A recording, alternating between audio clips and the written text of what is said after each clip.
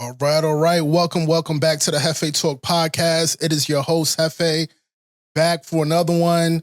I'm already going to give myself a pat on the back for being consistent. I know normally I'm giving you kind of months in between, but I'm really excited about today's guest. But of course, number one, I just want to thank all my supporters and listeners for pulling up for another episode. Today I have a special guest. Her name is Christianna Hurt. She has been going viral for I don't know how long when it comes down to this entrepreneurship, coming down to very classic conversations. Rest in peace, Kevin Samuels. We're talking about Forbes magazine. I'll give her shine right now to kind of just introduce yourself and kind of let our viewers know who you are probably for the first time. So, obviously, my name is Christianna Hurt. I own Wealthy College Kid, an e-commerce education platform, and then a software platform that we're kind of developing like a delivery service so that you're able to find groceries at the cheapest grocery store in your local area and compare the carts to other grocery stores. So, I've been moving and shaking. Okay. We got some new innovation coming out. That's super dope. So before we get started, I just want to, of course, give you your flowers now. I think it takes a lot to definitely be in a public scene, number one, as you're growing, as you're maturing, and as you're developing what you're doing. But today's podcast, the theme and the title, of course, it's called It Takes Levels. And as it's kind of self-explanatory, but for some reason, I'm running across a lot of people, a lot of individuals that think it's actually entitled to them versus deserving. So I wanted to bring you on to kind of help clear, or at least clear the air about entrepreneurship. What does it take to take it to that next level? And I feel that people, for some reason, feel that, hey, because I'm breathing and, maybe I'm part of a certain demographic or community, this is how I should be living my life. Right. So I wanted to kind of get your take first on what do you think is the climate now? What do you think is the misconception when it comes down to being successful in entrepreneurship? Definitely a lot of people getting exposed, including exposed to myself, that were myself included are overnight success stories. I've been outside literally doing e-commerce, building stores myself for myself and selling online since 2016. But the general public didn't really know I existed until I came off entitled and arrogant, but without the context, it definitely looks like that, not realizing that I put in years upon years upon years of failure, L's, and everything else under the sun to be able to have what I have today. That's interesting. Now, let me ask you though. So why do you think people kind of gave you that tag of entitled or maybe, just kind of all that negative connotation when you kind of first came out? Do you think it was your posture?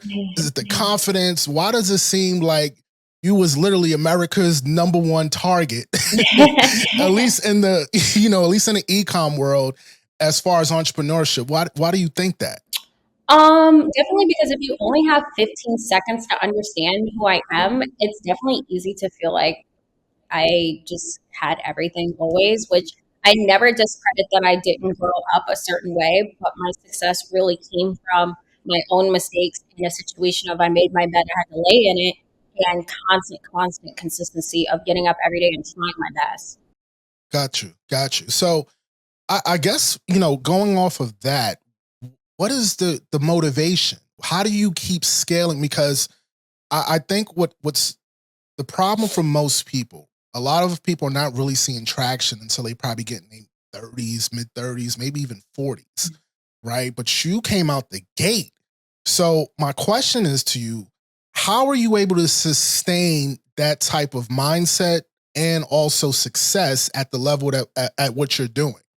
Because I think if you probably can give a little bit more insight on what is your driving factors, then we can probably break down in different, actionable steps for people later in this podcast on how they can keep going and moving forward. So it's really the way I was raised. Number one, keeping everything lean, keeping low overhead, not creating, high overhead of bills, but enjoying life at a level where you're able to consistently upgrade it over time instead of like in a 6-month period.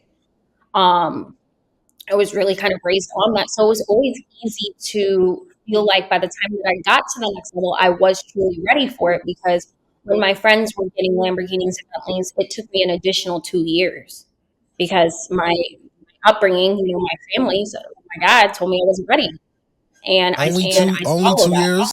Hmm? Only 2 years? Because I I mean, mean, some people don't even I see it. had been But I'm being funny though. Most people don't even see a Lamborghini. I mean, in a for lifetime. sure, but if you are only exposed to people around you getting that, and everybody around you is making money, it feels like you're just like, it's easy to feel like the failure. It's easy to feel like, damn, like I should be doing that. But having a strong support system, a strong family, I've always kept my head down and felt like it'll come when it'll come. The same thing with relationships, like.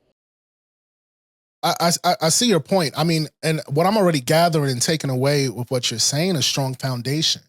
And if you don't have one, you got to start creating those bricks. You got to start creating a strong foundation. On top of that, you mentioned network, right? So your network was, if anything, if I'm hearing you right, was motivating you in an indirect way, or was it kind of like, look, I can't be the only one? It was motivating me in a sense to understand that my time will come. Like I'm always going to be able to have nice things and live a certain way, but I can't want it all at 22, at 25. I can't want it all, because then what am I going to do in my 30s? Like at that point.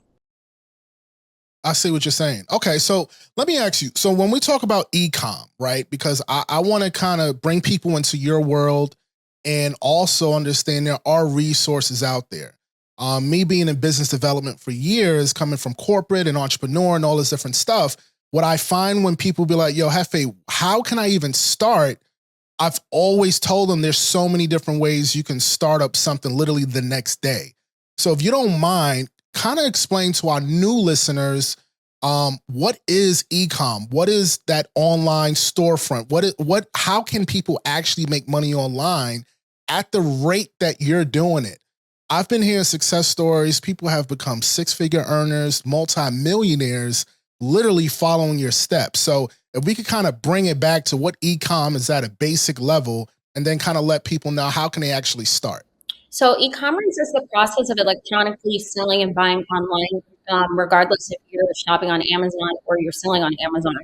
The way that people misunderstand getting started is thinking you need the website or you need the accounts, where there are free accounts. You can sell on Facebook Marketplace. You can sell on eBay. Both are free.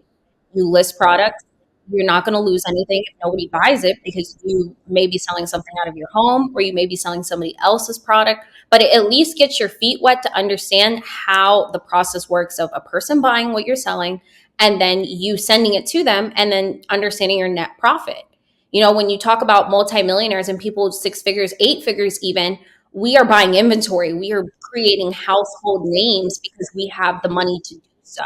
None of us started that way. We had to sell, old textbooks from college, or, air fryers or old things in the house, to then sourcing them from, maybe Home Depot or Five Below. It just kind of becomes a ladder all the way up. Okay. Okay. So if somebody wanted to say, you know what, I'm dead broke, right? If somebody's saying, look, I got nothing, but I'm trying to be on your level, right? If anything, I'm trying to get my money up because I'm trying to holler at you, right? What would you tell that young man or individual, or anybody, like saying, hey, listen, I'm trying to get my bread right? What will probably be their first step? Because obviously you need money. You need some type of money or something to exchange. So how would you even, let's put it like this. If you were dead broke tomorrow, how would you start? Would sell other people's products. So other people that have successful products, I would sell them on Facebook. I would sell them on eBay. I would sell things around my house. And then I would stack up that cash until I was in a position to maybe create my own product or keep selling other people's. Okay. So I'll challenge you there though. Now, as you know, in entrepreneurship, you're going to have your downfalls. You're going to have products that just don't work. Just, you didn't lose anything by listing them. Okay. Okay. So, but if you're saving up your money for this opportunity, maybe to buy your own inventory, how do you, I guess, if anything, how do you take account for the potential of it not selling? You wouldn't buy inventory unless it was already selling. Okay. Okay. So you're testing. So if every day somebody buys a gallon of milk, Is it guaranteed that they're always going to buy milk? No, but they've been here every single day. So I feel comfortable enough to buy 20 gallons of milk because they're here every day. Okay. So you're doing, of course, you're doing your due diligence. You're doing your market research. You're getting a good idea of, okay. So that's super dope.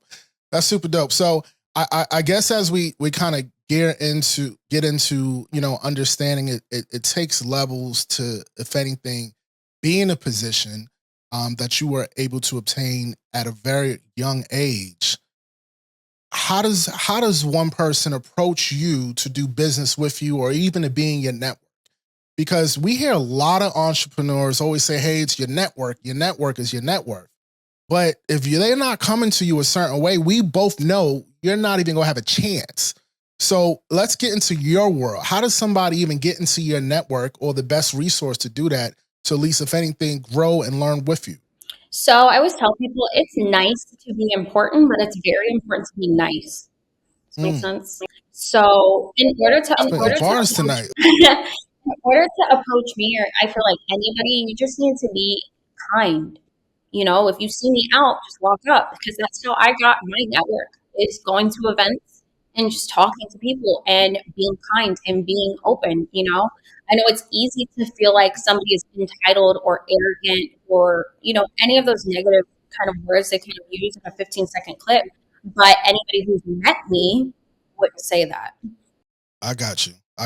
Okay, so just be kind, and all they have to do is be kind. And you'll get a conversation. Yeah. Okay, you get a conversation. Okay, so let's switch gears now. Of course, today's title is It Takes Levels. So what does it take for, a young man or whoever, right, to be at least in the atmosphere of you when it comes down to dating and relationships? What type of level? I'm going straight there because a lot of this plays hands in hand. And the reason why, let me kind of clarify this, is that most men, right, are motivated by what they can provide, by what they can put out there, and maybe to attract certain, attract whoever they're attracted to.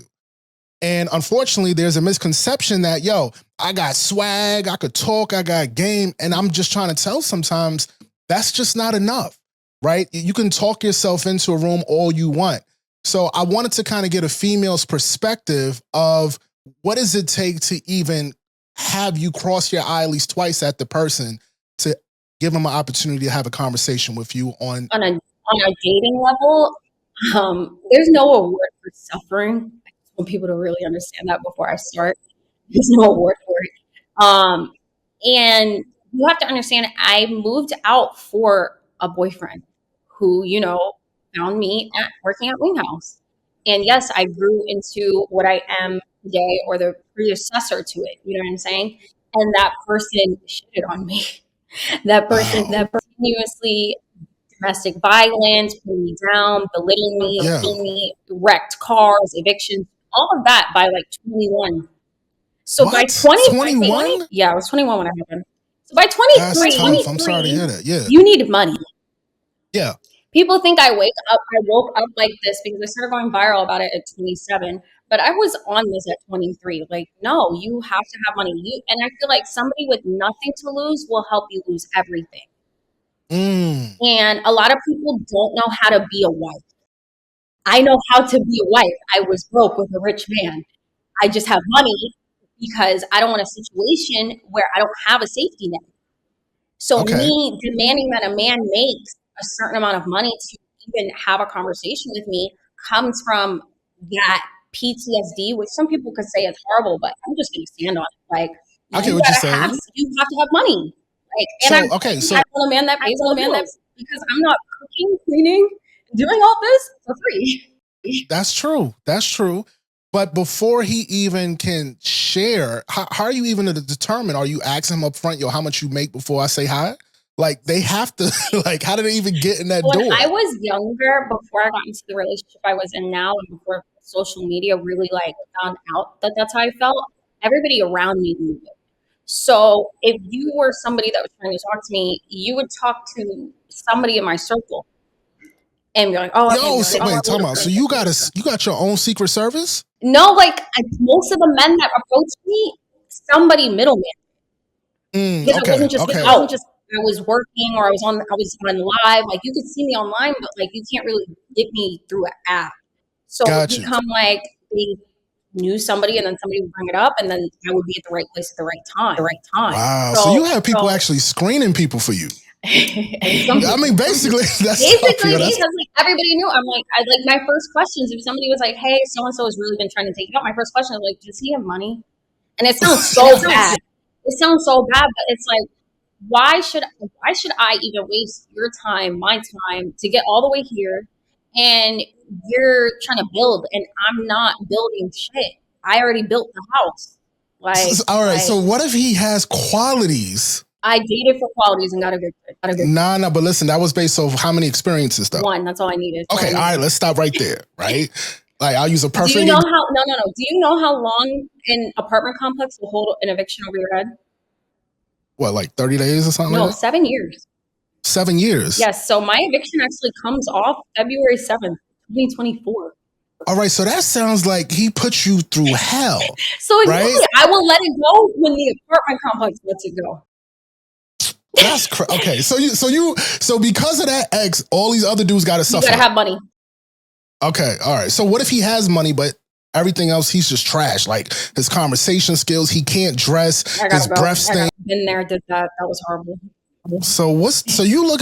He has to be perfect. No. So on my first dates, and the reason that my current relationship is healthy and successful is because when I would go, I had to start dating for the same interest. So, same interest. Mistakes that I was making as for example, I started dating a guy who was a hookah and chill vacationer. Just like to chill on the beach, drink, where I am a 5 a.m. Wait, tell me. Yes. Okay, so he was a hookah. Was this a title? He was a hookah and a hoe. Like he just chilled, smoked, drink. He's a very laid back vacationer, which is fine. Okay. You're dating a girl that gets up at 5 a.m. and does 6-mile hikes. Yeah, that has to be some alignment. It has to be. But we both make money, so we're gonna try to force it? No. I had to start going into my dating of like, like what is your love language? Are you into travel? Why do you want to travel? Do you want to and the places that would bring up the traveling would be like Antarctica, Jordan, Peru, like places that you don't really think of. And if you're telling me like, oh, I want to go to Turks, check, because that's not the person. All right, so let me, and I don't mean to cut you off. Okay, so they have to have a certain palette, right? They have to have a certain perspective of traveling and destinations. Like just the same interest. Like if we're going the same interest, are you into history the way that I'm into history? You know what I mean? Like, do you want to live in the South or do you want to live up north? Like, do we have the same long-term goals before the check even comes? Let's make sure we kind of want to go into the same direction. Do you believe in marriage? Okay. I don't, and you do. Why am I here? So let's keep it real though. We do know sometimes it takes time. Yeah. For certain things. So you are quick, like you on point. Like I just asked. How fast is your cutoff game?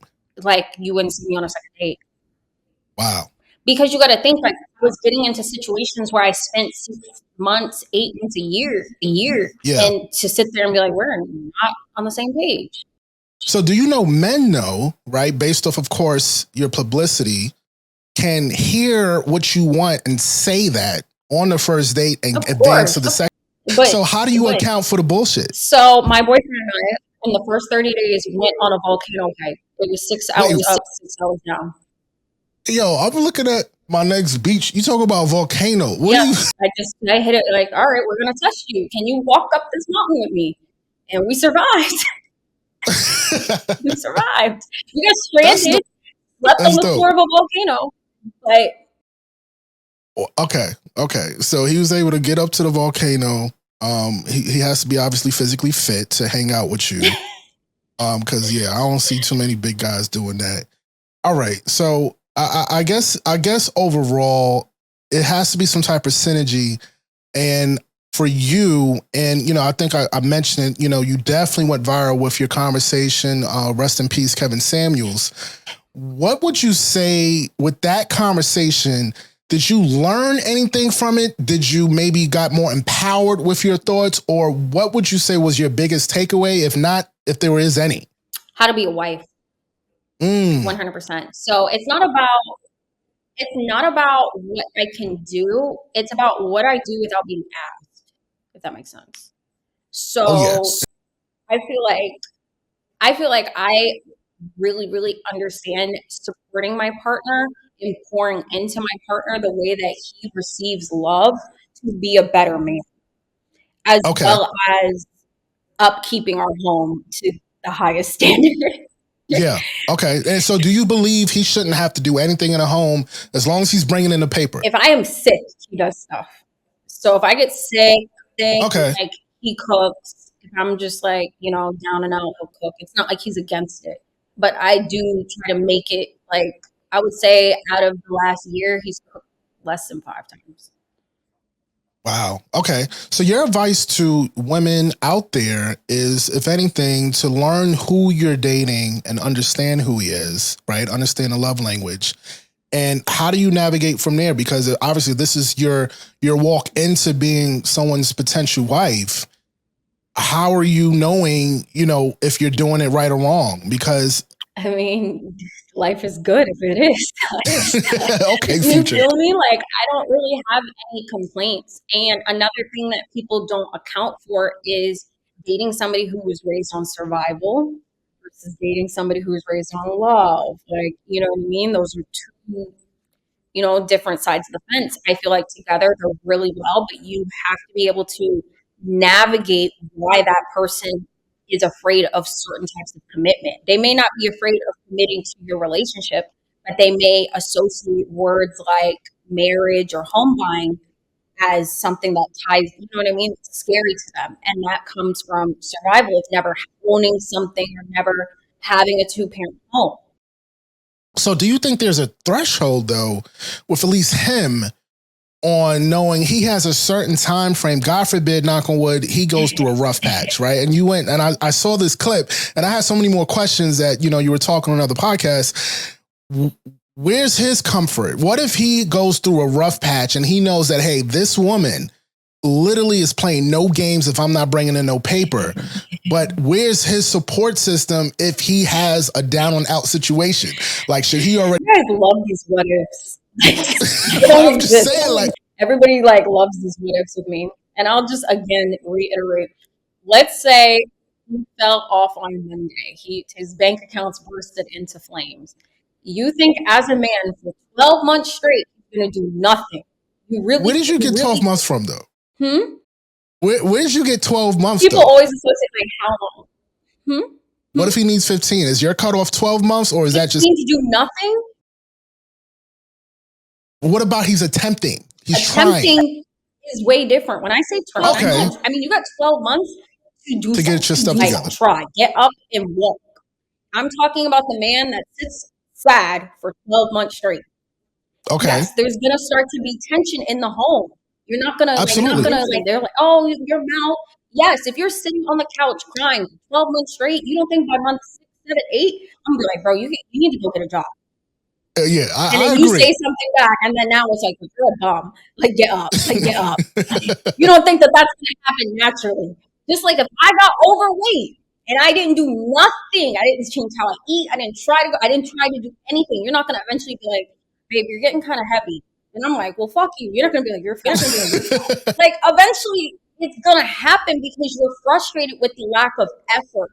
Not the lack of funds, the lack of effort. So when I say 12 months, you have 12 months to say, okay, this is what I'm going to do next to get myself out of this situation. Now, what if after 12 months, and let's say you guys have kids, you guys have created and develop a life all around you? Okay, so that changes, your view and your perspective changes on that. Mm-hmm. Okay, that's fair enough. If I have a child, though, I'm married. Okay, you're married. But in a dating scene, you got 12 months or keep your head up. You got it. Just go. Just figure it out. And these bills, and a lot of people, I don't know what people think. Like, these bills would be whether I was here or not. True.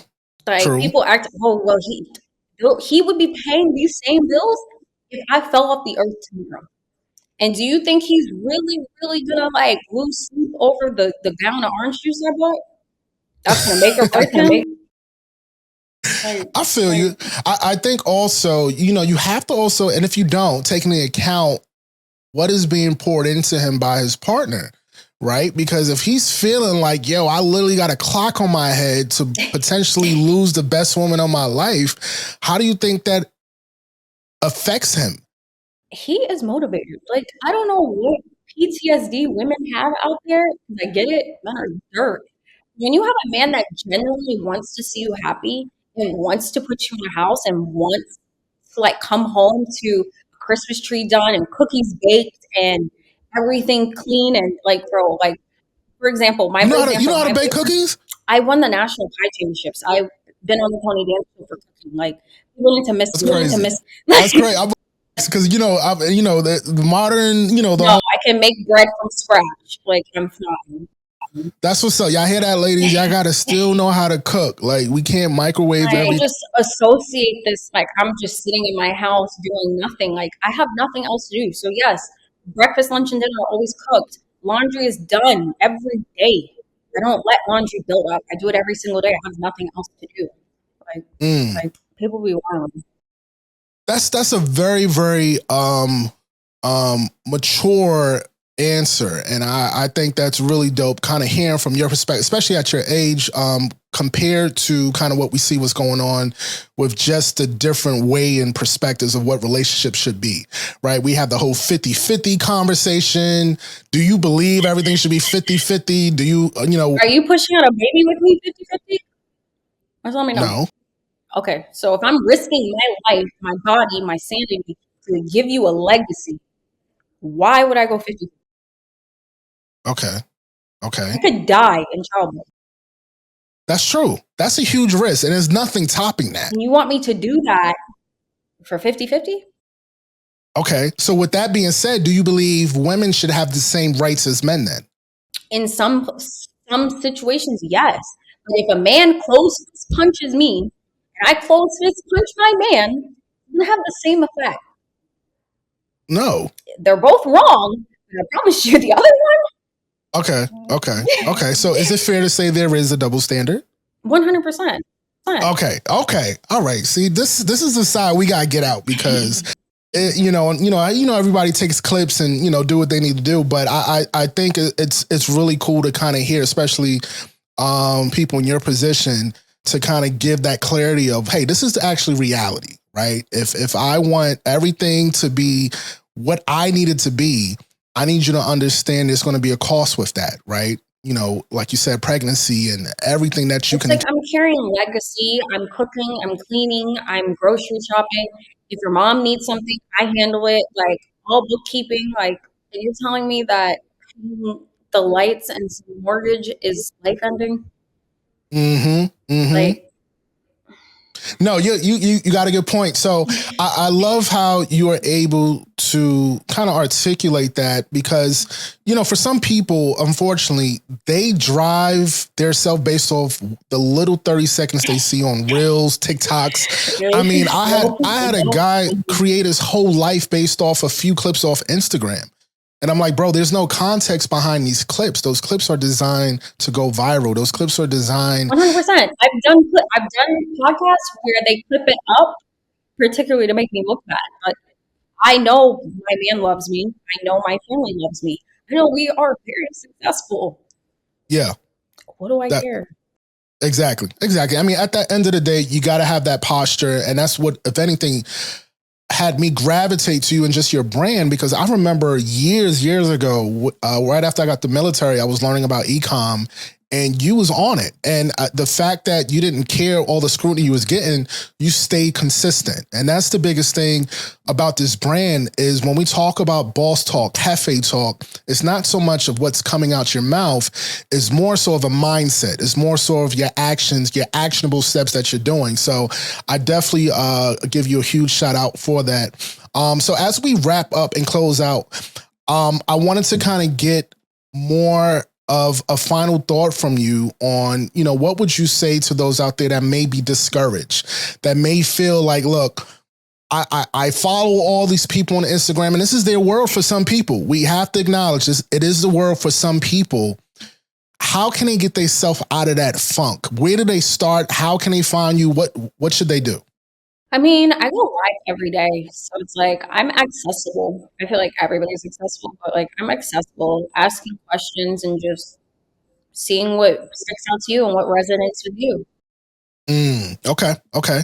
So this has been a really great conversation. I want to tell you personally, thank you for pulling up to the JefeTalk Podcast. For my viewers and listeners out there, again, the biggest thing when it comes down to getting to that next level is first taking accountability, understanding where you at in the playing field and making very strong strategic moves for the benefit of you, not based off what other people are going to say, what other things people may view you as. Focus on what's going to take you to that next step.